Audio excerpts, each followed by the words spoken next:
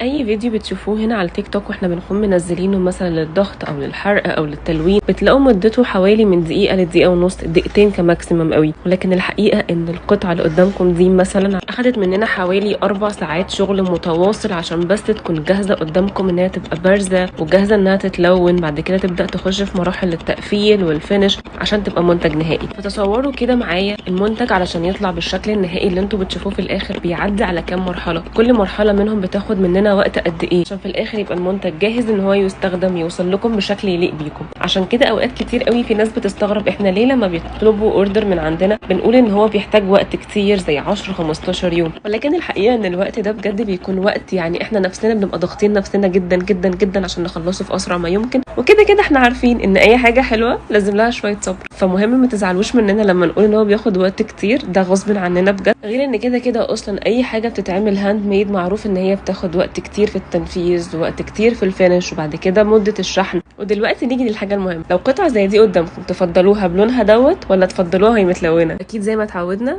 استنوا فيديو قريب هينزل فيه القطعه دي وهي خلصانه. وبس كده، باي.